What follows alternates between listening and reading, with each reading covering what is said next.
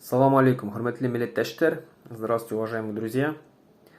Я бы хотел поговорить о событии, про которое почему-то все его забыли, никто его не обсуждает, хотя событие резонансное, а именно про убийство 3 военнослужащих из Башкирии, из Башкортостана, которых убил свой собственный командир.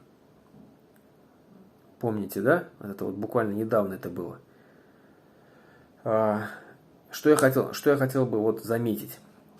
То, что данное событие освещали в основном только, я беру сейчас республику, не беру Россию, там, в республике освещали в основном оппозиционные каналы, оппозиционные ресурсы, ну и либо, скажем так, которые более-менее пишут беспристрастно. Их очень мало, потому что оппозиционных СМИ как таковых в республике не осталось. Так вот, социальные сети какие-то, да, то есть там писали об этом. А вот республиканские СМИ, государственные республиканские СМИ, медиа какие-либо ресурсы государственные, об этом вообще практически ничего не говорили. Это о чем говорит? Это говорит о том, что властям республики плевать на своих собственных людей. То есть они там набирают пачками батальоны, отправляют, и все, на этом забыли. Как говорится, вассалям. Ничего, тишина. Никто ничего не обсуждал. А ведь событие-то реально резонансное. Тишина. Как у нас у башкир говорят, лям-мим. Никто ничего об этом не говорил. Кто не знает или забыл, я напомню, что башкирский батальон Ватан, добровольческий батальон, который набирали, который с помпом провожал лично Ради Хабиров, командир с позывным «Самурай» лично убил сперва одного человека с позывным «Артист» таковой. Потом, когда увидел, что были люди, которые видели это убийство, он убил, это 3 человека, да, он убил еще 3 этих свидетелей. Закидал их гранатами, а потом со своим водителем, а потом сжег тела. А потом сделал так, что объявили, как будто бы они сбежали. Когда все это выяснилось, сейчас их арестовали, там ведется следствие, но, я еще раз говорю, событие реально резонансное, да, то есть убили 4 человек, собственный командир убил 4 человек, и об этом правительственные башкирские власти молчат. Я еще раз говорю, это говорит о том, что им плевать на жизни людей. Вот они, сколько было таких резонансных событий. Кто-то что-то где-то обсуждал, депутаты в госсобрании Курултая выходили, требовали там разобраться, да, какую-то комиссию отправить, что-то там. Ничего подобного. Вспомните, как башкира одного избили, там в крови весь лежал на видео, а потом его за яйца подвесили на дерево. Кто-то там возмущался из депутатов об этом? Нет, абсолютно. Пока жители местные не пожаловались, там, да, видеообращение, там не зашевелился никто. Вспомните, как промелькнуло видео, где там собственный командир в батальоне Шамуратова там отчитывал своих бойцов, которые там с топорами по пьянке друг за другом бегали. Предпоследнее резонансное событие, когда там мужчина сбежал с этой войны в республику, потому что поссорился с командиром, который его избил. А избил за что? За то, что этот солдат был очевидцем, как разворовывалась гуманитарная помощь, отправляемая из республики. Потом он там захватил Ногайское шоссе там с гранатой, потом Хабиров его там якобы спасал. Там. Ну, все помним, да, это? И он повесился в итоге. Вот эти вот резонансные события, это говорит о чем? Это говорит о том, что какие нравы и что там происходит, можно понять по тем событиям, которые там происходят. Людей бьют, людей убивают, издеваются над ними. И это подтверждается множеством фактов, видео, которые мы видели все. Там людей ломают им ребра, ломают там конечности, сажают в ямы там, на сутки без воды, без еды. Там льют мочу на голову, ставят на бабки людей, отправляют на передовую без еды, без воды. Там из 30 человек выживает там 2 человека. То есть, я еще раз говорю, командирам, которые сами лично в основном не принимают участие в боевых действиях, а отсиживаются там где-то подальше от линии боестолкновений. Им плевать. Республиканским властям еще тем более плевать. Они здесь собрали перед Шеймуратовым, на площади Шеймуратова там всех проводили. Все, пока. И все, забыли про них. Тут же начали новый батальон набирать. Меня просто удивляет, кто идет. Вот, кто поддерживает эту войну до сих пор.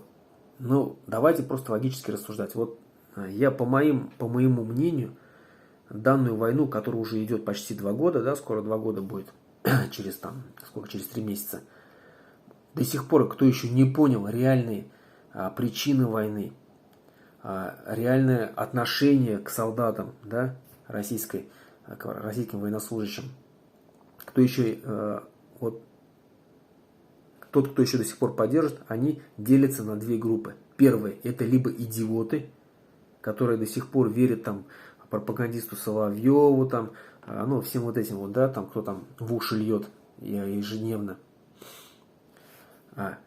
Идиоты, да, которые до сих пор верят, что там действительно нацисты в Украине, что там НАТО, там и так далее, и так далее. Денацификация, демилитаризация, которые уже давно-давно развенчали все эти мифы и так далее.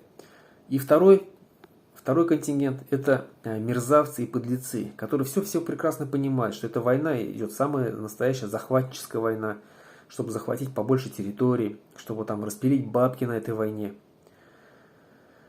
Они все прекрасно понимают, но поддерживают эту войну, потому что они на нем зарабатывают. Так вот, это мерзавцы.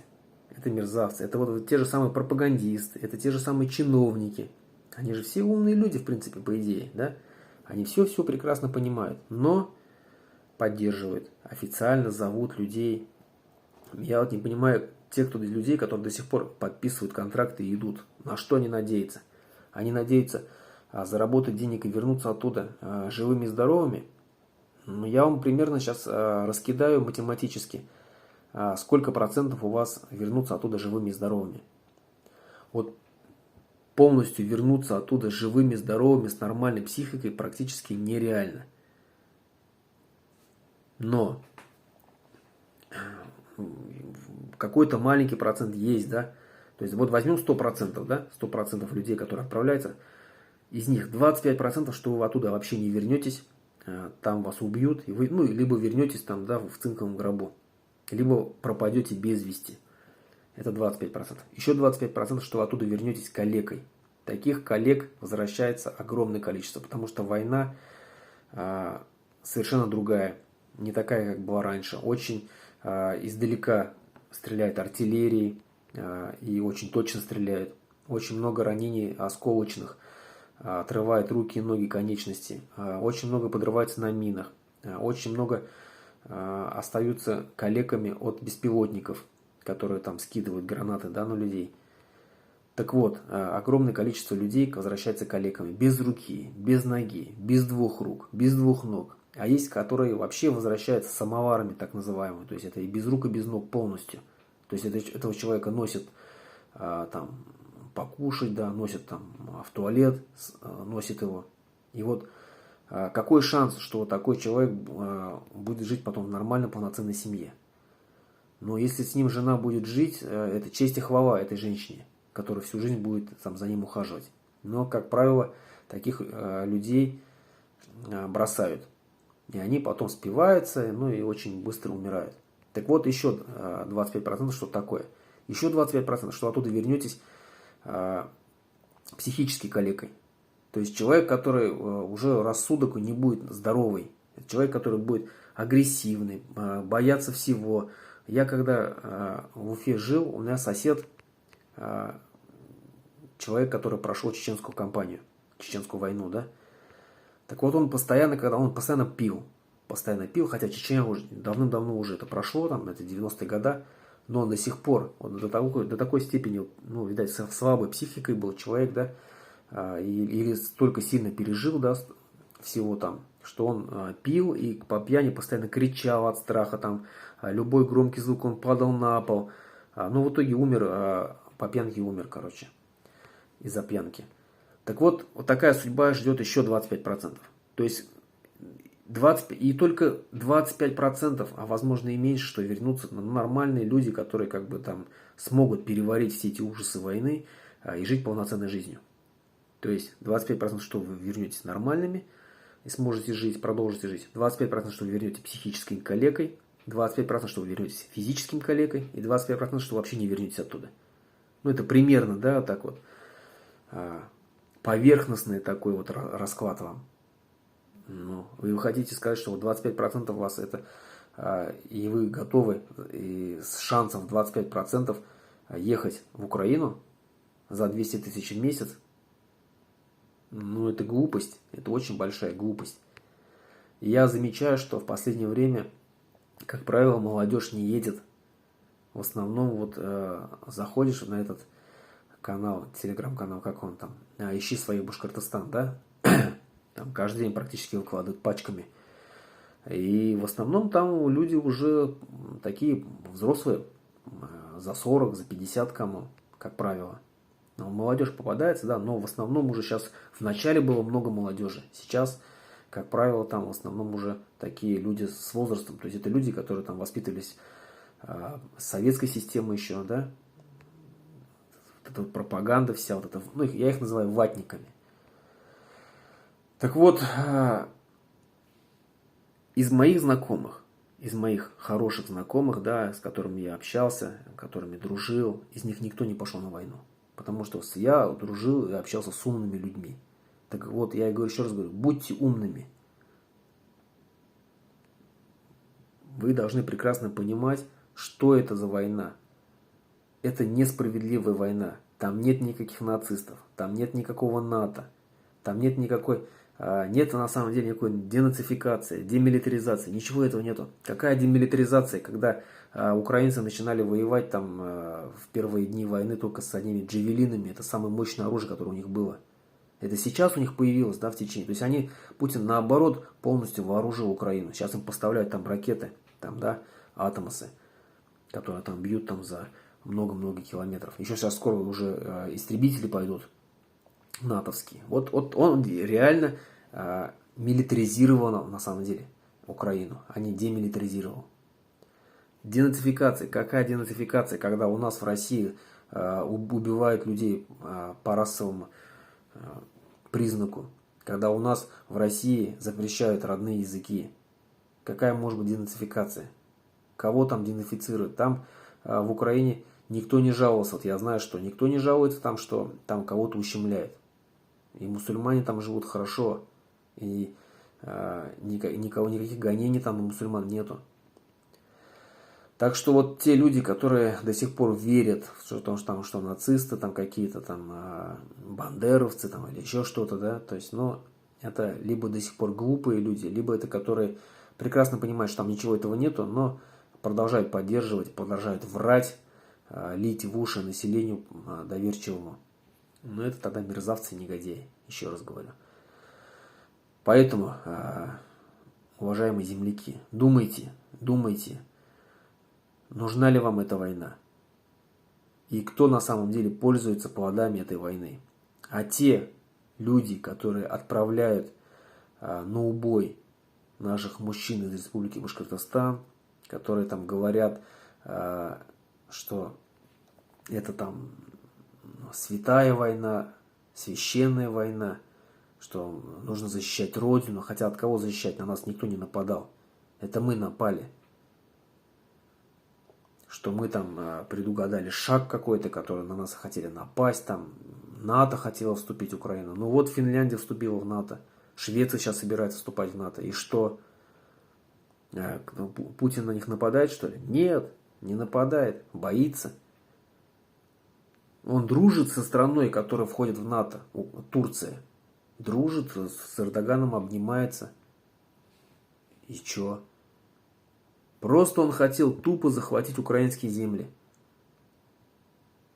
Россия, которой миллионы квадратных километров, территории необжитые, огромные, там пустые деревни, там вымирающие деревни, он еще хотел захватить еще какие-то земли. Но это глупец полный, который довел страну до краха. И мы все будем очевидцами этого краха, мы все увидим этот крах. мы все вот сейчас и живем, дай бог, да, то есть, если мы как бы, Аллах Тааля, если нас не заберет раньше времени, но если по своему физическому здоровью, то мы должны все застать эти перемены. И я вас уверяю, что те люди, которые виновны в этой войне и которые активно принимали участие в разжигании этой войны, они все понесут наказание. Поэтому это не наша война. Думайте о том, что это неправдивая война, неправедная война. Думайте о том, что там делают с людьми, с военными, как их там убивают, как над ними там издеваются. И это не украинцы, это не враг, это свои собственные командиры это делают. Я надеюсь, что вам мозг дан для того, чтобы думать. Все, давайте на этом. Хау булат. Уйваяк.